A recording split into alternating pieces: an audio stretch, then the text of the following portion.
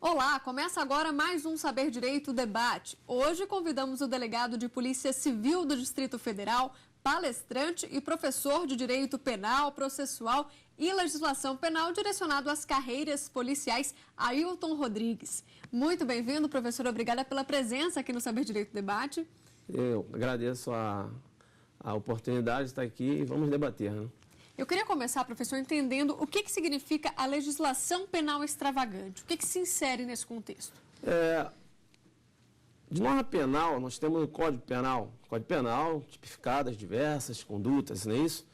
Consideradas típicas, né? As condutas que a gente vem a entender que são condutas criminosas. Estão reunidas lá no Código Penal. É que todo mundo já conhece, né? Sim, as penas mais comuns. Isso. Agora, existem outras condutas, outros crimes que estão tipificados em outras leis.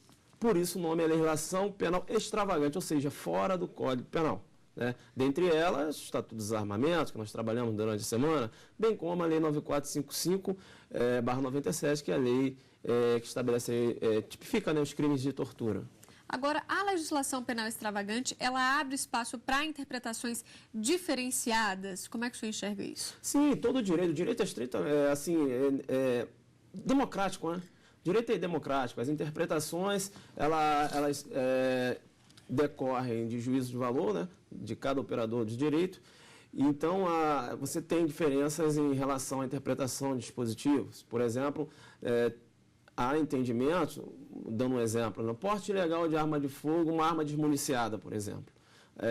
Alguns doutrinadores, né, seguindo a corrente majoritária, inclusive defendida agora pelo Supremo Tribunal Federal e STJ, entende que o porte de arma desmuniciada configura infração penal. Outros doutrinadores, seguindo a corrente minoritária, entendem que não, porque uma arma desmuniciada ela não tem uma potencialidade lesiva. Então, veja que você tem pontos, visões, né, óticas diferentes em relação a ao mesmo ponto, né? Um outro tema também citado nas aulas foi a questão da tortura. Explica um pouquinho para a gente. A Lei 9455/97, ela atendeu um comando constitucional, né, um comando de criminalização, não é isso? Dando um tratamento aos crimes de tortura mais severo, né?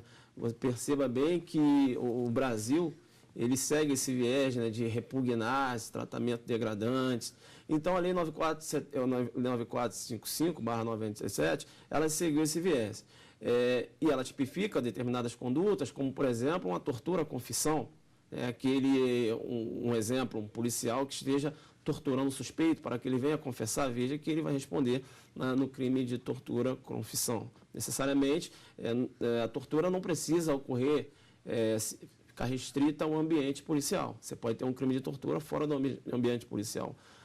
Um credor que tortura um devedor, para que esse devedor venha assinar uma confissão. Olha que ele também vai responder pelo crime de tortura à confissão. Em relação ao Estatuto do Desarmamento, por que houve uma regulamentação nesse estatuto, professor? Porque a questão do armamento é uma questão muito ampla. Então, determinados casos específicos, necessariamente, demandam uma regulamentação específica. E é por isso que a gente tem o regulamento, né, que trabalha em cima da Lei 10.826, estabelecendo lá as formas de aquisição de arma de fogo, né, pontos específicos. É por isso que a gente tem o regulamento. E, professor, quando o Estatuto ele foi discutido, um dos temas polêmicos e também bem comentados na época foi o instrumento de um referendo, o artigo 35, que proibia a comercialização de armas de fogo e munição aqui no Brasil. Por que consultar a população a respeito desse tema, né? Olha só, o Estatuto do Desarmamento, qual foi a roupagem, né, que o legislador deu ao Estatuto? Uma roupagem de desarmar, Estatuto do Desarmamento. Então, a intenção do legislador era dificultar a aquisição de arma de fogo, criminalizar a conduta, né, de portar não só arma de fogo, como acessório e munição. Veja, então, que o viés, né, o legislador seguiu esse direcionamento. E o legislador ainda fez o seguinte, olha, vamos tentar proibir, inclusive, a comercialização, mas vamos submeter a consulta popular. E aí, eu acho que até para surpresa do legislador, a população entendeu que poderia ocorrer, sim, a comercialização. E aí é interessante também, porque o legislador ele não poderia restringir esse direito de forma absoluta. Então, a população mesmo relativizou e falou, legislador, tudo bem, estatuto de desarmamento, dificultar a compra... a intenção é diminuir as mortes. Reprimenda penal nas condutas de portar arma de fogo, possuir arma de fogo, tudo bem. Mas restringir de forma absoluta aí não. Porque nenhum direito é absoluto, né? Você não pode ter uma restrição ao direito de forma absoluta. Então, a própria população, que o legislador representa a vontade da população, diz o seguinte: lei mais severa? Sim. Aquisição de arma de fogo com maior dificuldade? Sim. Mas que isso seja relativizado.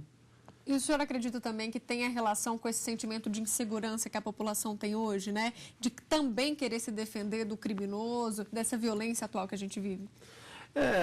Claro que isso influenciou, sim, mas a população tem que retirar esse pensamento, porque a população hoje, o pensamento é o seguinte: o bandido armado é a população desarmada. Não.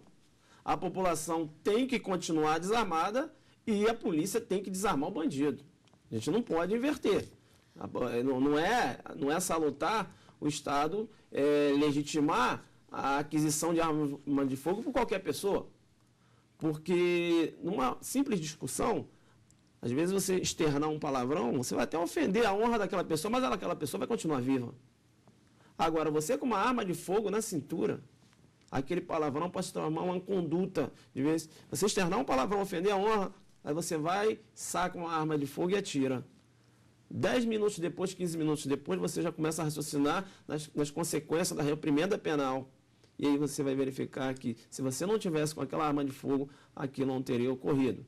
Então, eu assim, como delegado de polícia, respeito entendimentos contrários de colegas delegados, inclusive, mas, a meu ver, essa liberalidade de compra de arma de fogo por parte da população, utilizando o argumento de que a população tem que se defender, eu acho que é um caminho, é uma falsa noção da realidade, né? É um caminho, eu entendo que não seja a forma correta, entendeu? Nossa. Quem tem que fazer segurança é a polícia. A polícia não faz, então o Estado tem que preparar mais a polícia, realização de mais concursos, enfim. Você não pode inverter a coisa. Passar a defesa da sociedade, que é uma função do Estado, para a própria sociedade, né? Sociedade, dizendo, clientela social, né? Acho que é o Estado que tem que proporcionar essa segurança. E nada de distribuir as armas de fogo, né? Porque a consequência é nevasta. Perfeito. Professor, eu te peço agora um minutinho, a gente vai para um rápido intervalo. Em instantes eu volto aqui com Saber Direito Debate.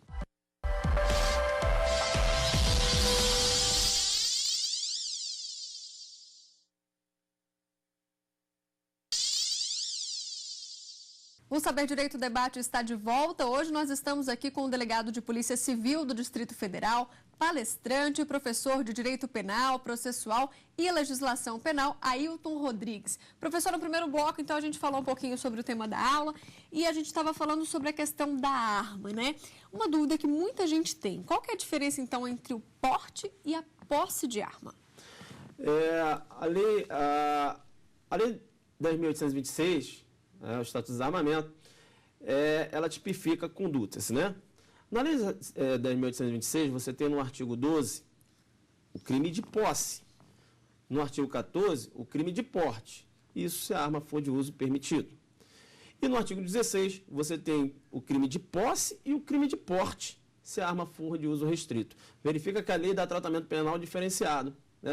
Se for a arma de fogo de uso permitido, se for a posse, vai receber uma determinada pena. Se for o porte, recebe outra. Agora, se for restrito, tanto a posse como o porte vai receber o mesmo tratamento penal. Agora, no que se refere à pedra de toque da pergunta, qual é a diferença? Então, quando é que eu vou ser responsabilizado pela posse e quando é que eu vou ser responsabilizado pelo porte? Posse de arma de fogo é quando você tem uma arma de fogo de forma irregular, né? No interior da sua residência, sem o registro, sem autorização legal. Essa é a posse. Olha que a arma de fogo ela pode se encontrar dentro de um guarda-roupa, ela pode se encontrar no quintal. Aquela pessoa vai responder na posse da arma de fogo se não tem um registro.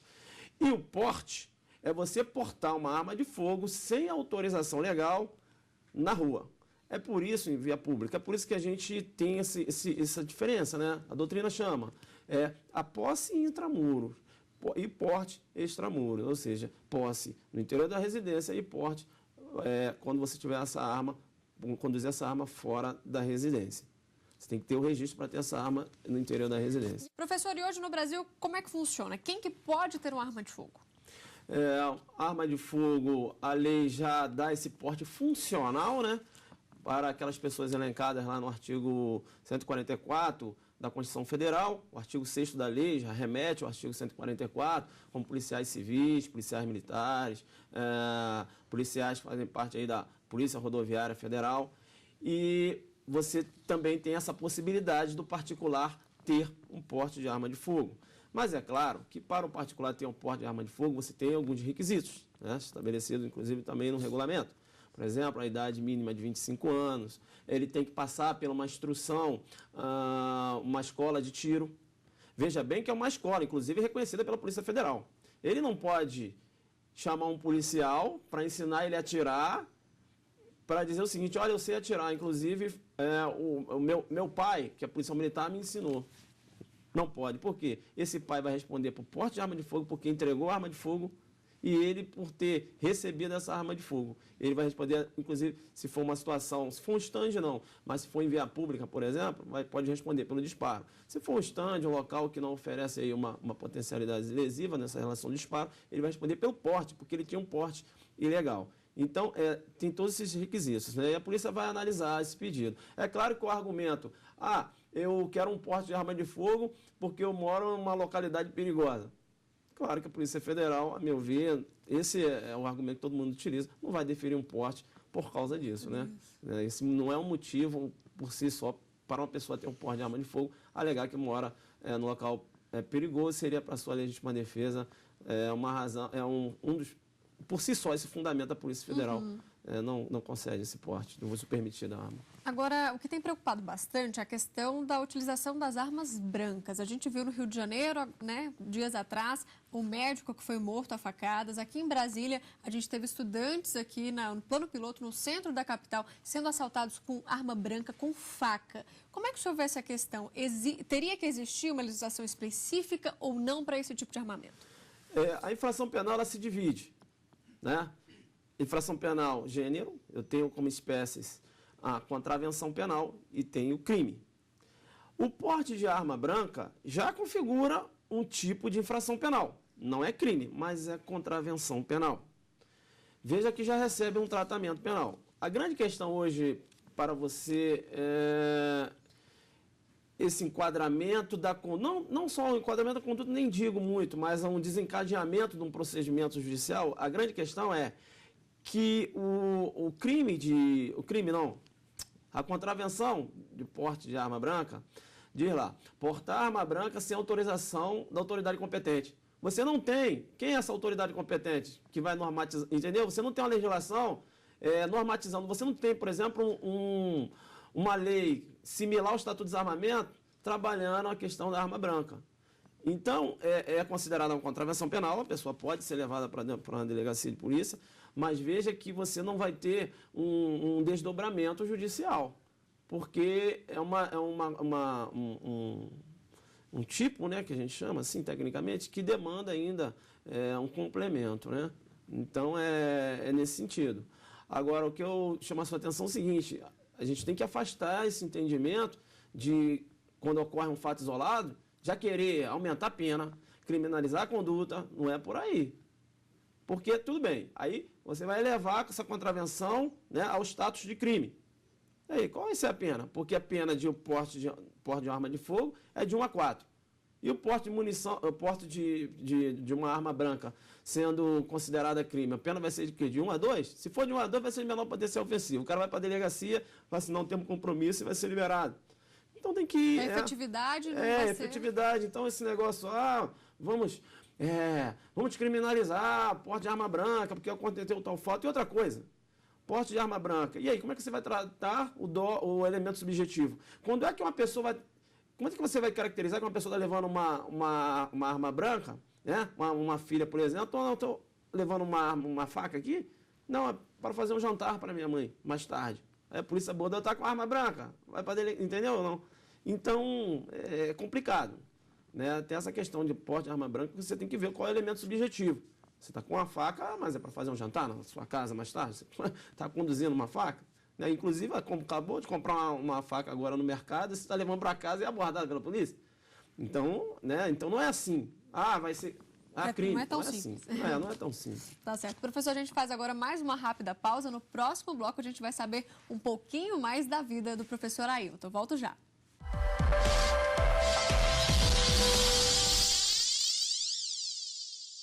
O Saber Direito Debate está de volta e hoje a gente bate um papo com o professor Ailton. Professor, agora no terceiro bloco eu quero saber um pouquinho da sua carreira. Como é que o direito entrou na sua vida? Na verdade, eu tive uma vida meio que regrada, né? Digo regrada porque na juventude eu entrei na escola de aprendizes de marinheiro, Espírito Santo, com qual eu tenho muito orgulho. Depois fui para a escola de sargento do Exército, a ESA, 1993. Então, eu já tinha essa vida, né, submetida a regras, né? E como o direito é baseado, notadamente, né, nessas regras, estatutos e tudo, tive muito interesse em aprender a legislação, né? E a partir daí virou uma paixão. Comecei a estudar a parte jurídica, ciências jurídicas, diversas doutrinas, sobretudo as direcionadas para o habitat penal. Então, essa é a história. Foi aí que despertou mais interesse pelo direito. Agora, a profissão de delegado sempre foi um objetivo ou foi algo que aconteceu na vida, assim? Bem, logo quando eu acabei a faculdade de Direito, eu comecei a ter aquela vontade de fazer concurso público. E é claro que fiz diversos concursos, né? E aí saiu o edital, concurso de delegado de polícia, me interessei para fazer.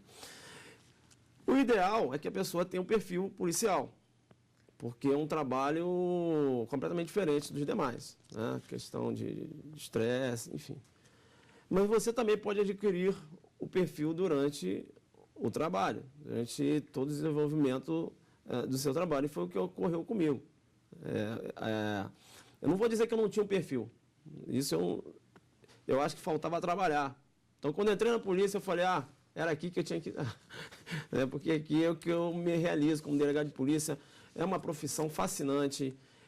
O delegado de polícia hoje é o primeiro contato da sociedade. É o delegado que está ali. O delegado, na verdade, ele é o elo que liga o fato à justiça, né? Ele que tem o primeiro contato do fato, trabalha aquela questão, trabalha ali no inquérito policial, depois passa ao Ministério Público, também tem a sua função, e o juiz tem a sua função lá constitucional de julgar. Mas perceba que o primeiro contato é o delegado de polícia. Ele que trabalha, tem que lapidar aquela pedra, né?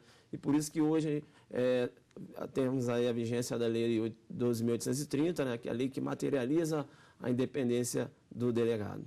Bacana. Agora a gente vê também um movimento, né? Muitos jovens têm esse fascínio, essa admiração, né, por essa profissão. O senhor que dá aula num cursinho deve estar, né, com esse contato direto. Muita gente também tem uma ideia errada dessa profissão, né, de achar que é tudo muito glamouroso, né? Existe também isso? Tem, porque o que acontece, é o que eu falei. Possa ser que você ainda não descobriu o perfil que você já tinha, né, como ocorreu comigo. Eu tinha um perfil, mas não sabia que tinha para essa área policial. Muito embora tenha trabalhado muito tempo no Exército Brasileiro, Marinha de Guerra. Mas você tem que entender que é um concurso, claro, que tem a questão remuneratória, mas é um concurso que tem um trabalho, uma carreira que tem um trabalho diferenciado. Então, se a pessoa entra na polícia hoje, quer ser delegado de polícia, para colocar distintivo, ter o direito de portar arma de fogo, né? E pensar exclusivamente na parte do capital, ele não vai ser feliz na carreira.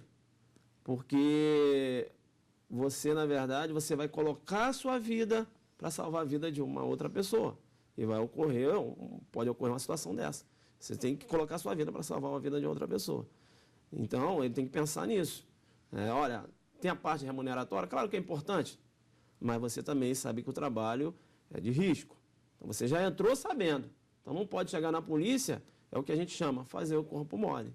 É o primeiro contato, não adianta. Você tem que ter um contato com a sociedade, resolver os problemas, se tiver que uma situação de embate ali, né, utilizado de meios moderados, necessários, mas saber que é uma profissão de risco. Mas quero sempre ressaltar, né, é uma profissão fascinante, a profissão de delegado de polícia, como também de agente de polícia.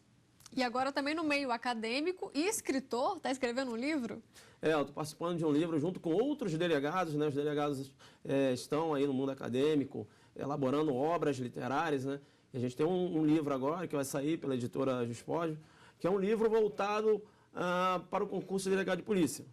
O delegado Bruno, também, que já escreve um excelente livro, quero indicar também, Delegado de Polícia em Ação, o delegado Bruno, coordenou essa obra, ele também está coordenando essa obra que nós estamos escrevendo, né, eu e outros delegados, e já, acho que no curto prazo aí estará disponível para aquisição daqueles que querem seguir a carreira policial. Pois volta aqui e mostra pra gente o livro. Não, com certeza, todos os autores irão participar aqui do programa. Professor, agradeço a sua participação, as suas explicações aqui no Saber Direito. Obrigada. Não, obrigado. E quero deixar uma mensagem também. Para você que está estudando concurso público, notadamente concurso de delegado, carreiras policiais, acredita, porque eu não conheço ninguém que estudou e não passou. Todo mundo que estudou passou. Que legal. Só dedicar. Isso, e o mais importante, a hora do homem não é a hora de Deus. Com Deus achar que é o seu momento, você vai passar. Verdade. Obrigado. Obrigada, professor. Obrigada a você de casa pela companhia. O Saber Direito Debate fica por aqui. Tchau. Tem dúvidas sobre o assunto? Então mande um e-mail para saberdireito@stf.jus.br. Você também pode estudar pela internet acessando o site www.tvjustiça.jus.br.